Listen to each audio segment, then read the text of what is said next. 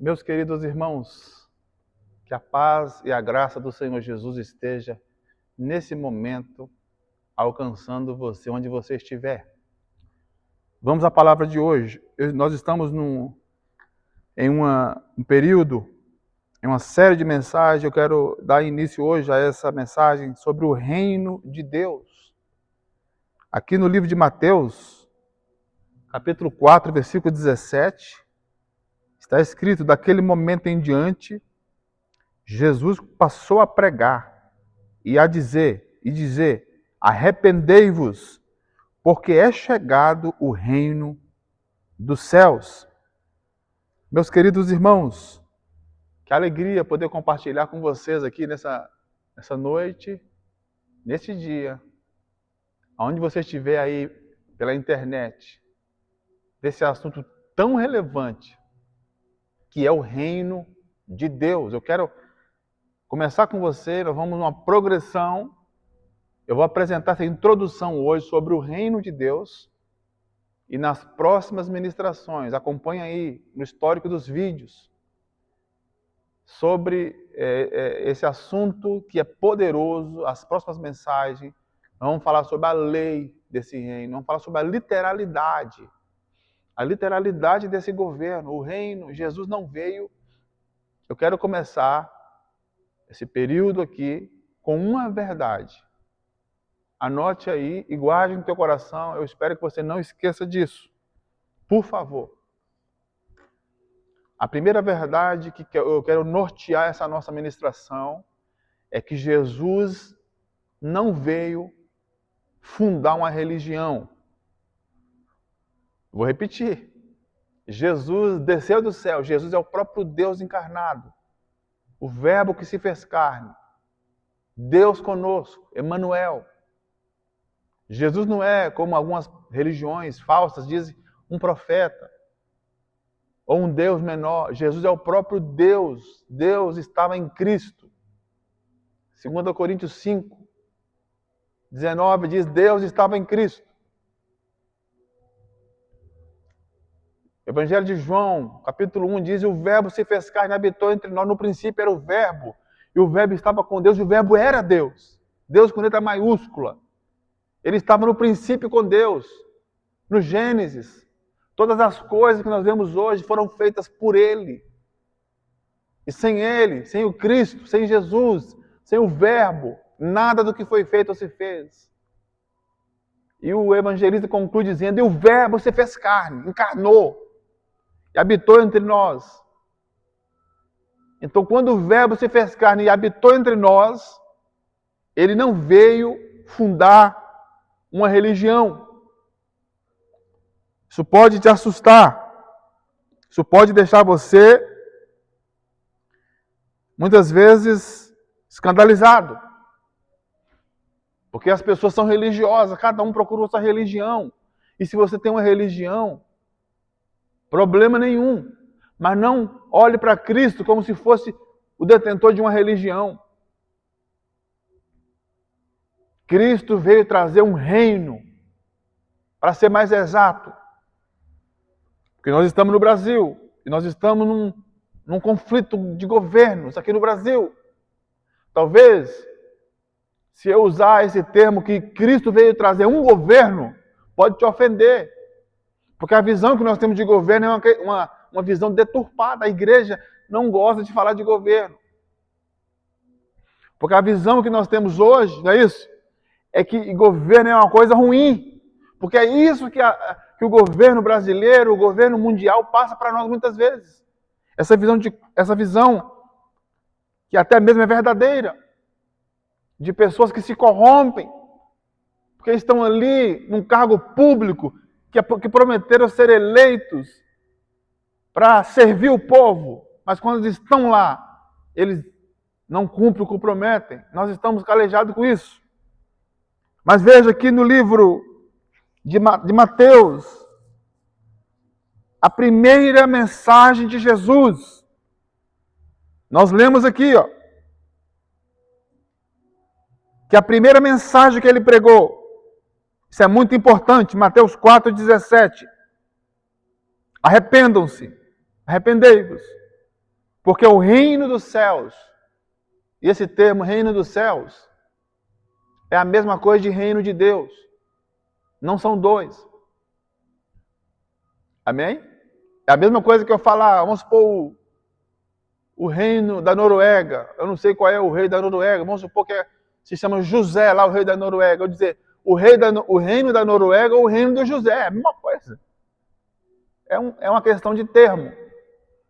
Então Jesus começou a pregar e o primeiro tema do seu sermão foi: arrependam-se, pois o reino dos céus chegou. Então tudo começou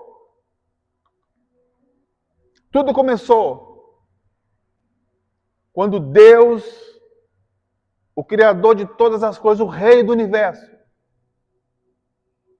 Ele criou os céus, os seus domínios, o lugar do trono do Rei.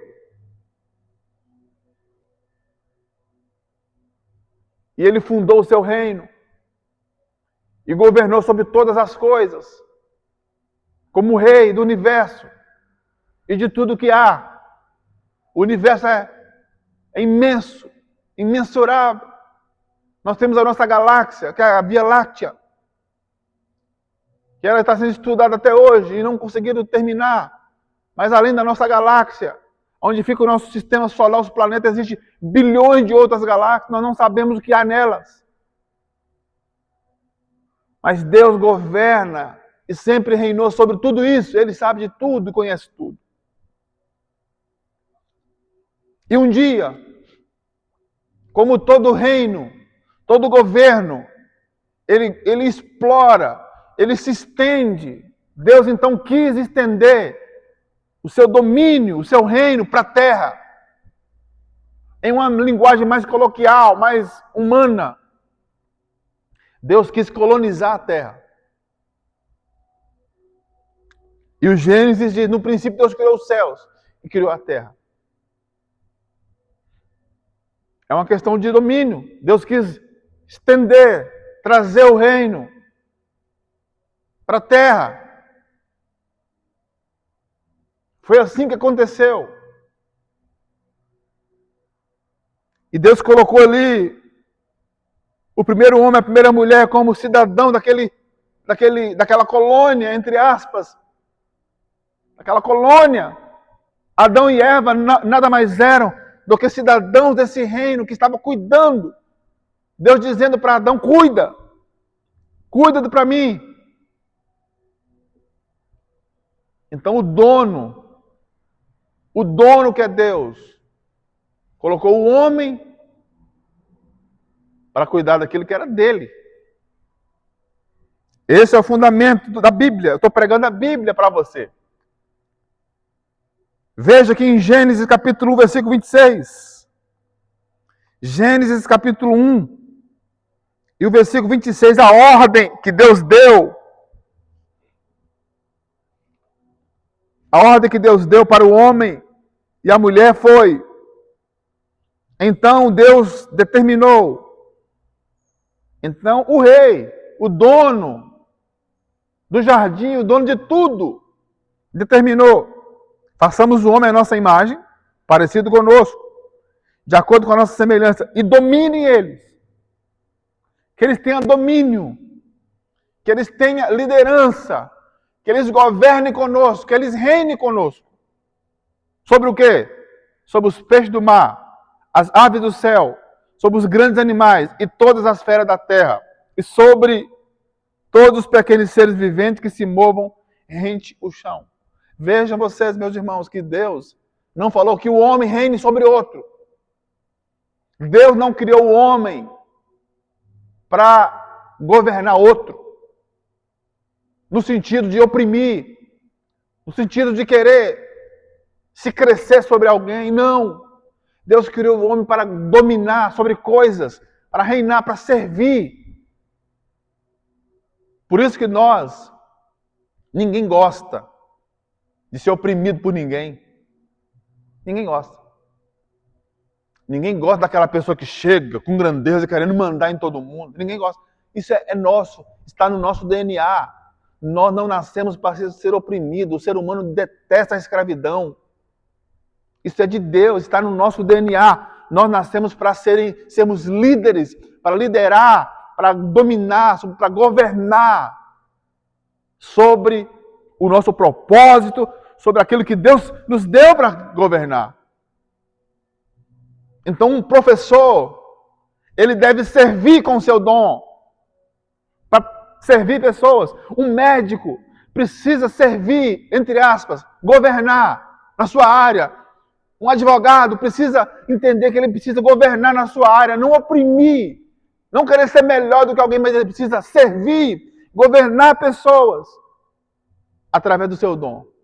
Um músico, um artista, um pregador, alguém, qualquer pessoa, mesmo que seja uma faxineira, uma diarista, precisa se colocar no seu lugar e perguntar o que eu posso fazer para servir pessoas com o meu dom, com a minha habilidade.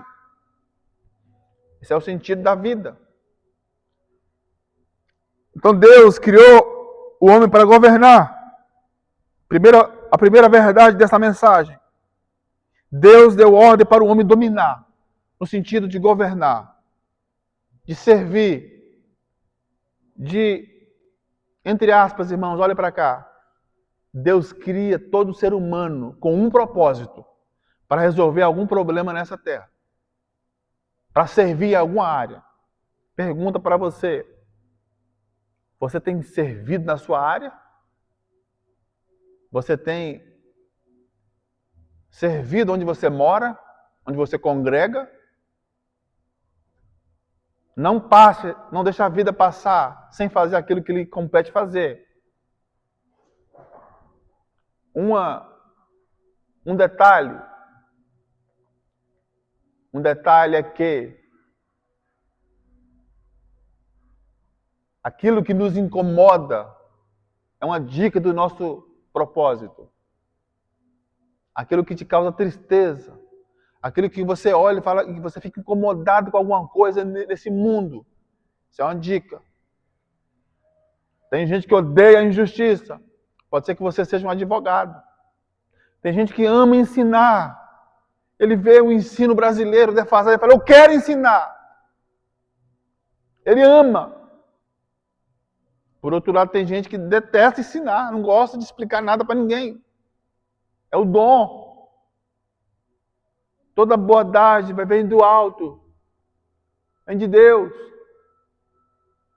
Tem pessoas que amam se apresentar, representar. Outro ama cantar. Cada um tem que fazer aquilo que ama. Aquilo que está no seu íntimo. Porque Deus fez isso. A segunda coisa, o segundo ponto dessa mensagem, é que o homem que foi colocado por Deus para governar, para servir, ele se rebela. Em outras palavras, o homem declarou independência de Deus. A colônia se rebelou contra o reino. A colônia terra cortou as suas relações com o império, com o governo de Deus. E então, o homem começou a padecer. Porque quando o homem declara independência de Deus, Deus se retira. Nós estamos no Brasil. Nós conhecemos a história do nosso país. O Brasil foi colonizado por Portugal. Por que nós falamos português? Porque nós falamos a língua da nossa pátria que nos colonizou. Por que a igreja fala línguas estranhas, línguas diferentes, além do seu idioma português, do inglês, do japonês? Porque nós fomos colonizados por Deus. Deus tem a sua língua. Por que aqui no Brasil nós comemos feijão com arroz, macarrão? Porque é a comida portuguesa. Mas um dia, alguém aqui se levantou e falou independência ou morte. Não é isso que a história fala? E então a coroa portuguesa se levantou e fugiu de volta para o seu país, deixando aqui os domínios, deixando aqui, né, o Brasil, e desde então nós estamos tentando nos recuperar. Não é isso? Estamos tentando nos recuperar até hoje. Então o homem se rebela contra Deus e Deus então se retira. Em Gênesis 3, capítulo 4, versículo 6. Gênesis capítulo 3, o versículo 4. A serpente então alegou à mulher com toda certeza: não morrereis. Ora, Deus sabe, o rei sabe, que no dia que você comer desse fruto, os seus olhos se abrirão e vocês, como Deus, serão conhecedores do bem e do mal. A serpente falou para a mulher: você pode ser igual a ele, você não precisa dele. Manda ele embora. Você pode fazer sozinho. Irmãos, olha aqui. É a mesma conversa fiada até hoje. Você pode viver sem Deus. Você pode fazer as coisas sem Ele. Quem é que precisa de Deus? É a mesma conversa fiada. Satanás não mudou. O diabo não é criativo. A serpente não é criativa. Ela usa os mesmos argumentos por milênios. E então o homem e a mulher declararam independência do reino de Deus. E o reino de Deus se retirou. É o que está na Bíblia. Em busca de liberdade, entre aspas, muitas aspas. Em busca de uma tal de liberdade. O homem e a mulher, então, declararam a independência do reino de Deus.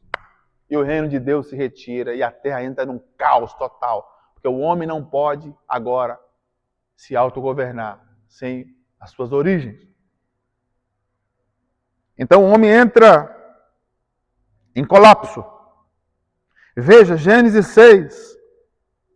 Gênesis capítulo 6 e o versículo 5.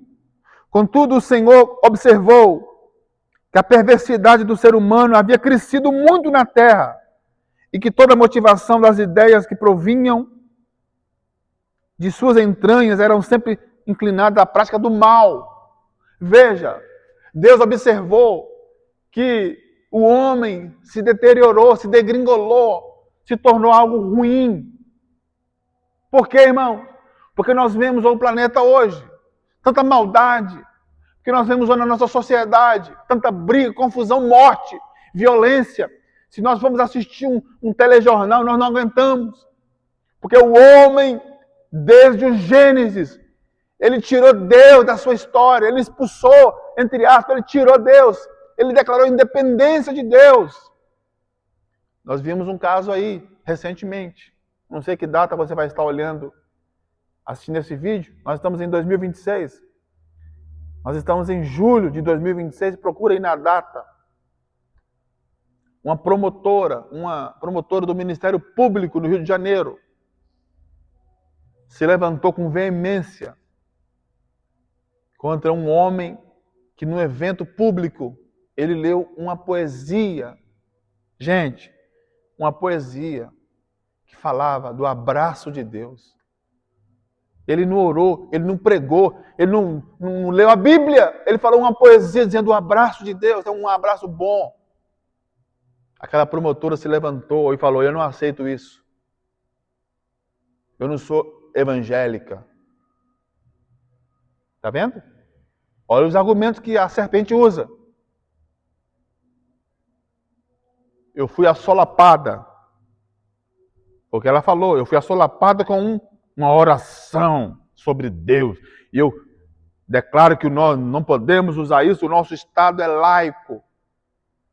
Ué, qual é a declaração? Qual é a explicação de um Estado laico? Eu não quero aqui, irmão, gastar tempo com isso, mas estudem aí. O Estado laico declara que o país não tem uma religião oficial. Isso é um Estado laico. Não é como, por exemplo, os muçulmanos. O Irã, por exemplo, o Irã tem uma religião oficial. Qual é? O Islã. O islamismo.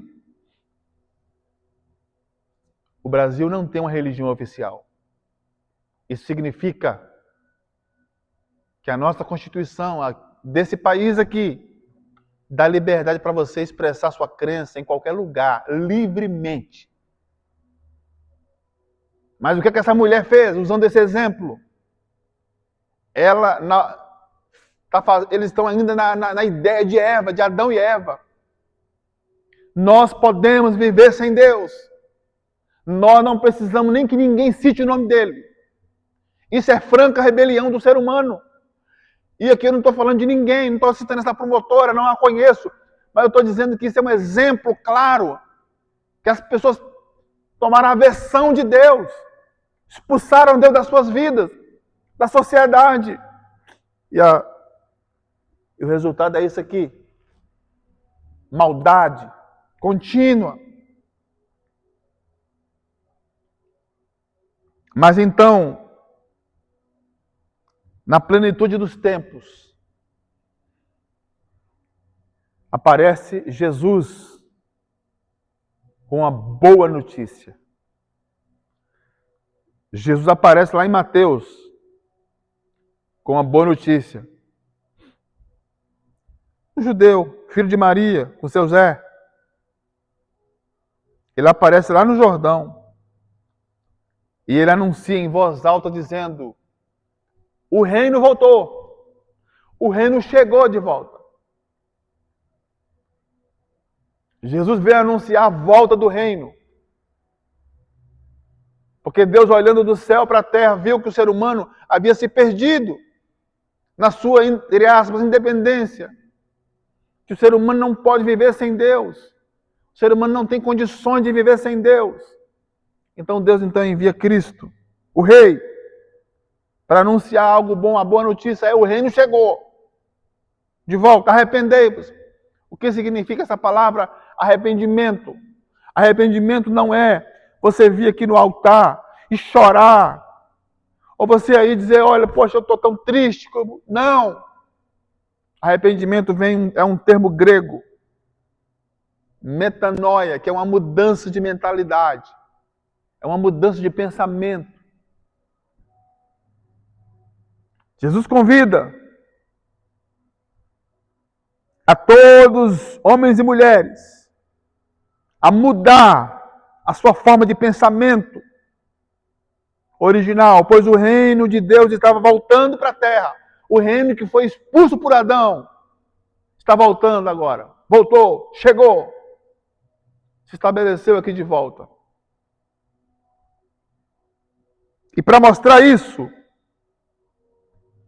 Jesus então apresenta a cultura deste reino, que é o que eu vou falar nas próximas mensagens, sobre a cultura desse reino. É uma cultura diferente do Brasil, dos Estados Unidos, da Europa. É uma cultura própria. Deus tem a sua cultura própria. Qual é essa cultura? Está na Bíblia. Eu vou falar sobre isso nas próximas ministrações. Veja, Jesus expulsou os demônios. Por quê, irmãos? Por que Jesus expulsou os demônios? Porque eles eram invasores ilegais. E ainda são. Por isso foram expulsos daqui, da nossa colônia. São enganadores. Curou os enfermos. Por que Jesus curou os enfermos? Porque no governo de Deus não há doença. Não há. Ressuscitou os mortos. Por quê? No reino dos céus não há morte. O quinto ponto aqui, para concluir. Jesus morre na cruz. Acessa o império das trevas. Toma a autoridade da mão do diabo. O diabo, Satanás, o príncipe deste mundo, havia enganado o ser humano, tomado a autoridade do ser humano. Jesus então toma a autoridade do inimigo e devolve para o ser humano. Em Hebreus 2,14, vamos ver. Hebreus capítulo 2, Versículo 14. Portanto, visto que os filhos compartilham de carne e sangue, ele também, Cristo, participou dessas mesmas condições, dessa mesma condição humana, para que pela morte destruísse aquele que tem o poder da morte, a saber, o diabo. Então, por que Jesus morreu? Para, através da morte, ele destruiu o império da morte. Destruiu o imperador da morte, o diabo. É o que a Bíblia está dizendo aqui. Então Jesus ressuscita dentre os mortos. E ele devolve ao homem. Em Marcos 16, 17, veja. Evangelho de Marcos, capítulo 16. E o versículo 17 ele fala: esses sinais acompanharão aos que crerem em meu nome, expulsarão demônios e falarão em novas línguas. Veja. Pegarão em serpentes, e se algum mortífero beberem, de modo nenhum lhes fará mal. E sobre os enfermos imporão as mãos e eles serão curados. Amém? Aqui no livro de Mateus, olha o que ele diz. Mateus 28, 18. Leia comigo aqui. Então Jesus aproximou-se deles e lhes assegurou: toda a autoridade me foi dada no céu e na terra. Ele tomou a autoridade dos impérios invasores, dos inimigos, da serpente. Ele expulsou a serpente. Ele esmagou a serpente. Tomou a autoridade, de toda a autoridade me foi dada. E ele conferiu essa autoridade à igreja. Portanto, ide, agora se levantem nessa autoridade e vão e façam discípulos de todas as nações, de toda a terra. Para concluir essa mensagem, a igreja não é uma instituição religiosa, não deveria ser. A igreja é uma embaixada desse governo. Eu vou repetir, a igreja é uma embaixada. O que uma embaixada faz, irmãos? Uma embaixada apresenta o império, o reino, o país que ela representa. A embaixada dos Estados Unidos, o que ela faz? Ela é uma instituição religiosa? Não, ela representa os Estados Unidos aqui no Brasil. Qualquer assunto que você quiser resolver, você tem que ir lá. Você quer visitar os Estados Unidos? Tirar o seu passaporte? Você tem que ir lá. A embaixada tem que te liberar, tem que te conduzir, tem que te orientar. Veja, 2 Coríntios. Aqui no livro de Coríntios, 2 Coríntios, capítulo 5. Versículo 20, Portanto, somos embaixadores de Deus, de Cristo, como se Deus vos encorajasse por nosso intermédio. Na versão NVI diz assim, portanto, somos embaixadores de Cristo e Deus faz seu apelo por meio de nós. Veja que papel que a igreja tem que assumir. O papel de embaixada de um reino. O mundo está confuso. As pessoas não sabem o que dizer. A igreja tem a resposta. Porque nós temos a Bíblia, nós temos o Espírito Santo em nós. A igreja precisa se posicionar, não como uma instituição religiosa, mas como uma embaixada que representa o governo de Deus na terra. Amém? Portanto, é essa atitude que nós temos que assumir. E é isso que seremos. Em nome de Jesus. Vamos orar? Pai Santo, eu te agradeço por cada pessoa que está ouvindo essa mensagem, para que o Senhor venha conduzir a vida delas. Em nome de Jesus, eu abençoo cada irmão que está me ouvindo. Aonde estiverem, que haja esperança no coração deles. Eu te abençoo em nome do Senhor Jesus. Levante-se e vá. Cumpra o seu propósito. E Deus te abençoe.